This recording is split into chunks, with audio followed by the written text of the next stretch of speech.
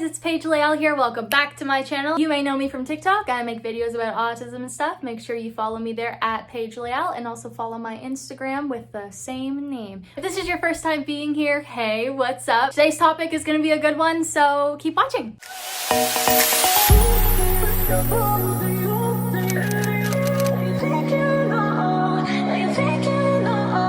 Hey, what's up? That was fun, eh? Y'all saw what the title was for this video, so you know what it's about. We're going to be talking about autism terminology. I'm going to start off with a little disclaimer here because I don't want anyone yelling at me, and I have a feeling that people will. Putting it at the beginning of the video so y'all know where my head's at with this stuff. Every autistic person is different. Every human being is different, and that includes every autistic person. If you are ever unsure of how someone would like to be referred as, ask them. I am totally okay with autistics having a separate opinion from myself. I will never correct someone who's autistic on how they would like to refer to themselves. It is not my job to police people on how they should refer to themselves. I absolutely respect that, and I'm supportive of that 100%. Now, I will tell you that what I'm going to tell you about today does seem to be the majority. It is also what I agree with, and it's also what I think is the least ableist and the least harmful. And I think that's important too. When I'm not sure what to do, I care about what's the least harmful thing, and I think this is it. Of course, though, it is not my job to tell anybody how they should or should not refer to themselves. Everyone is battling with their own internalized ableism, and we're all at different steps along the way. And if you're not comfortable with some of these terms or referring to yourself as such, it is your prerogative to do whatever you find is the best for you. Whatever makes you the most comfortable. I am here for that, and I love that, and I respect that. So without further ado, we'll get going on some terminology. Okay, so the first thing I want to talk about, hot topic in autism, and that is functioning labels. I'm sure y'all have heard high functioning, low functioning autism. First thing, they're not a diagnosis. You do not get diagnosed with high functioning autism or low functioning autism. It's not a thing. So, first off, doesn't work. Second off, there is no way that you can put autistics into a dichotomy of high functioning and low functioning. It doesn't work. Like I said, we are all so different. We all have such different struggles from each other. It's impossible to be able to actually sort people up into, are you high functioning or are you low functioning? We don't need to do that, so let's just not do it. Third reason as to why these aren't the best terms to use, they're not accurate. So like I was saying, how you don't know where someone would fit because every situation is different for every single autistic. There are tons of things that I cannot do. There's a really good chance that I'll never be able to live alone.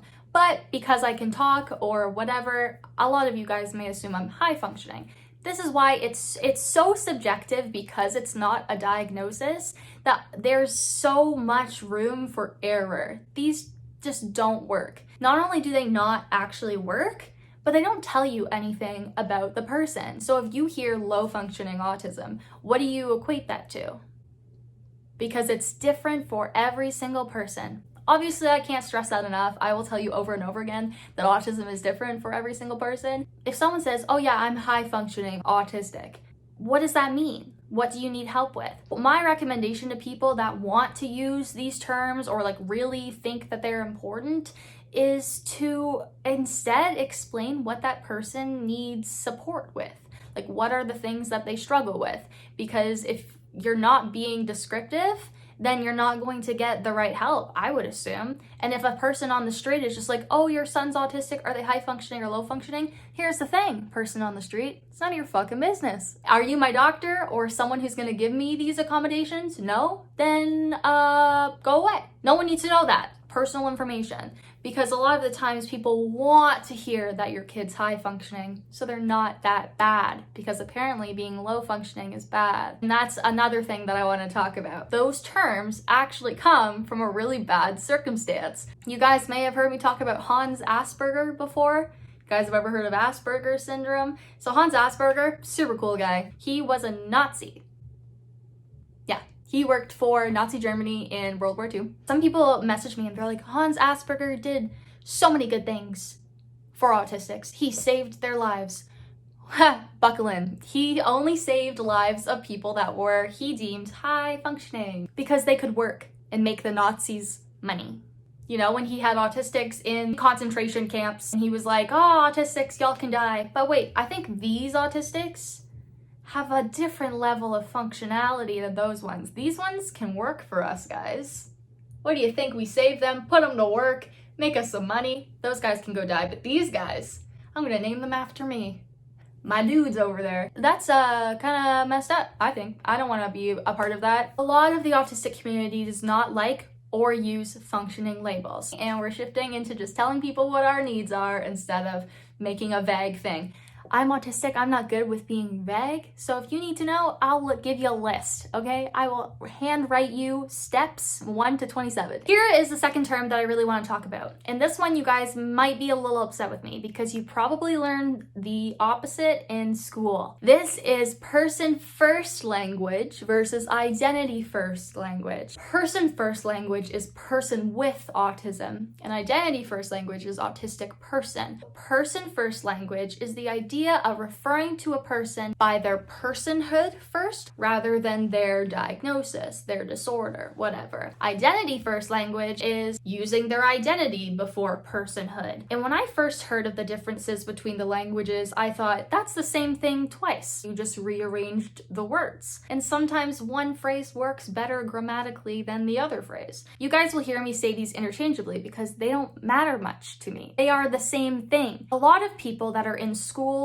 or in places where they're taking care of autistics or anyone with any kind of disorder must use person first. Like they are trained and person first is drilled into their heads that they must use person first. And that's the thing that kind of makes me go, that's a little weird to me. First off, why? Why? What's the difference? Second off, you need to refer to my personhood before my diagnosis to remind yourself that I'm a person first. You shouldn't have to use the language to know that I'm a person and to treat me like a person. And my third problem with this is, what's so bad about being autistic?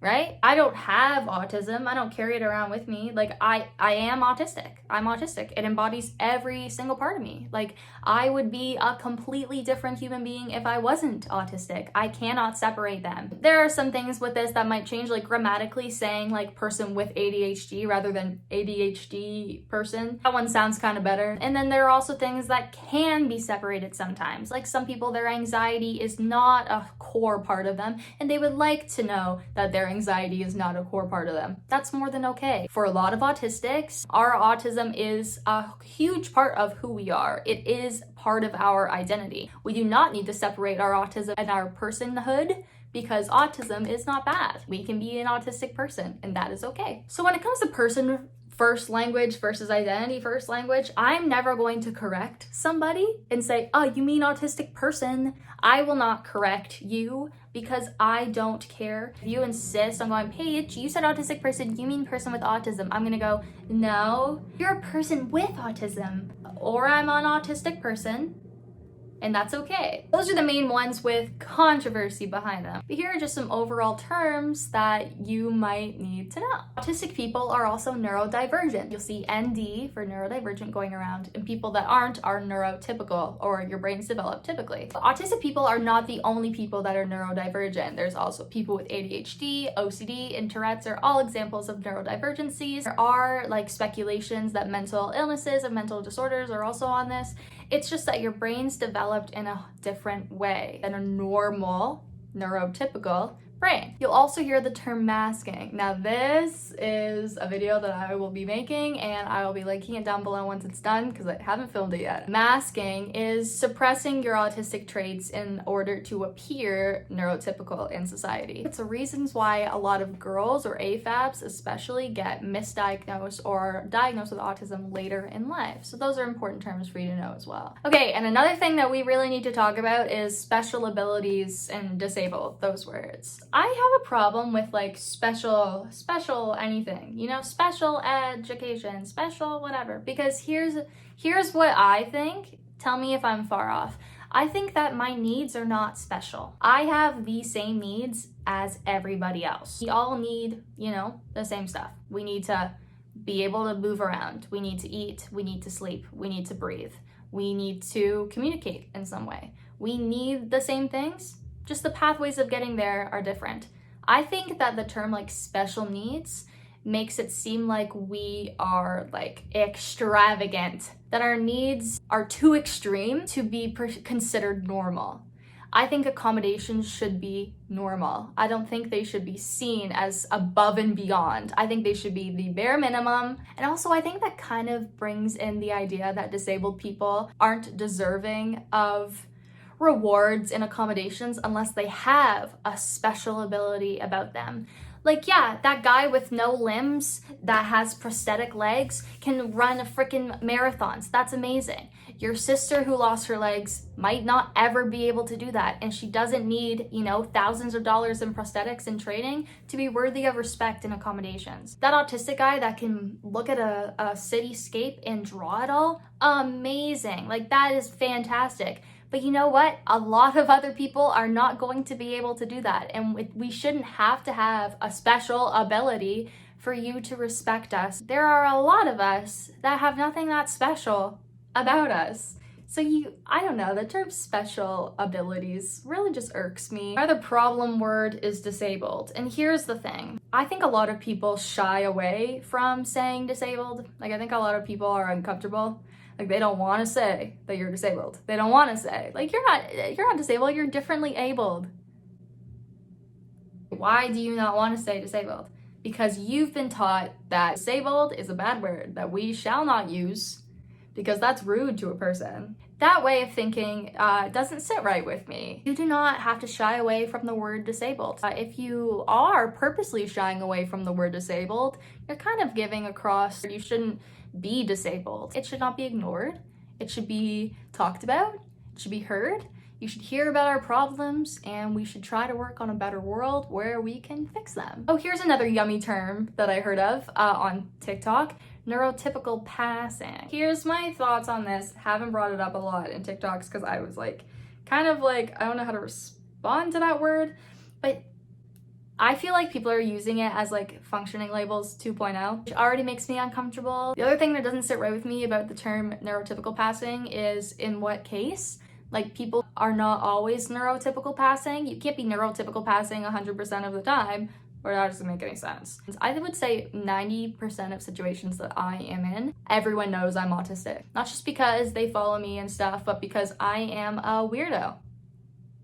And I make that known. But there are like 10% of times where I can go, hi, how are you? So good. And then a meltdown happens where I've been masking for too long, and then everyone in the room will know I'm autistic because now I'm on the floor crying. I think that that is also a thing that is very subjective. A lot of people like to say that people that are neurotypical passing are privileged in some aspects. If you seem neurotypical rather than autistic, you're bound to be treated like a neurotypical. So I understand from that side, but I also want everyone to understand that acting neurotypical is no walk in the park. It is very hard. It is very exhausting. It is your brain constantly analyzing yourself and your surroundings. Every single person interaction you've ever met is memorized so you can piece together every aspect of who you are. Every word you say, every phrase someone says, every movement someone does, you are analyzing it and you are copying them. It is just a big old performance as somebody that you have no idea who they are. It is trauma induced. That is why we do it, because we suffered a lot of bullying or a lot of bad stuff as a kid that forced people into having to act neurotypical to survive. It's not fun. But also I understand people saying that some people don't even have the option to be able to act neurotypical. Totally understand that. But I think that neurotypical passing is so subjective, doesn't work, that every single autistic person ever does not pass as neurotypical all the time, or we would not be autistic. Another term I want to talk about is the term Asperger's. So a lot of us do not use Asperger's anymore, even if that was what someone was diagnosed with. Asperger's is not in the DSM-5. It is now just autism spectrum disorder. Again, Hans Asperger, crappy dude. We don't want to be associated with him. A lot of people that you may see say Asperger's instead of autism. Asperger's is autism. I used to go by Asperger's for a long time just because I felt good with thinking that I was better. Oh, it's not the word autism, so no one's gonna know, no one's gonna make fun of me. I really liked that for a long time, and then I realized my own internalized ableism there. Like, I'm like, why do I feel like I want to be better than people? Why do I feel like autism is not good? And by the way, I was diagnosed with autism spectrum disorder, as that is what was around when I was diagnosed. We were using autism spectrum disorder, but he just prefaced that it was Asperger's, because every time I say this, people get mad, but I am extremely intelligent. So that was a big thing for him to say, this is Asperger's and this is not, you know, regular autism, it's spicy autism, it's honey garlic autism. When I see people that are still using Asperger's, it does kind of make me be like, why? But again, I've definitely faced my own internalized ableism, and I recognize that what I was perpetuating and those stereotypes don't sit right with me. I don't want to be part of that, and I want to show that, you know, I was diagnosed with autism spectrum disorder. I'm autistic. There's no autism that's better or worse than the other ones. This is just the vibe. A lot of people are shying away from Asperger's for those reasons. Of course, if you want to refer to yourself as an Aspie or to have Asperger's, swag, do your thing. Like I said, I will never tell someone how to refer to themselves, but I just know that I think it's a little ableist, so I'm not gonna do it. You know what, if you're not comfortable with it yet, sometimes it's nice to be able to hide behind something when you haven't accepted that part of yourself. Of course, it's gonna feel safe, it's gonna feel good. I don't want this video to be super long, so I'm gonna leave you with one last term before I go, and that is the R word. People like me were murdered because of this word. It is a slur, it is a bad word, and that's what I want to tell you today. If your idea of jokes is to remind everybody how you hate disabled people, or people that are intellectually delayed or autistic, you need to get better humor. And if you guys don't know what it is, it's another word for slow, okay? It's where the word came from. It used to be a diagnosis, and now it's not. Those are all the terms that I wanted to talk about today. Thank you guys for being here. If there are any more terms that you want me to discuss or talk about, or any ideas, definitely comment below. I will be reading the comments. Or if you guys have any recommendations for a new video, definitely shoot me a DM on Instagram, probably the best way for me to get to you. It was great to see you here, guys. Once again, thank you so much for being here, for being subscribed to me, for learning about autism. Hopefully we can make the world a better place. That is all for today, guys, so I'll see you next week with another video. Stay safe during this isolation, don't get coronavirus, and I love you very much.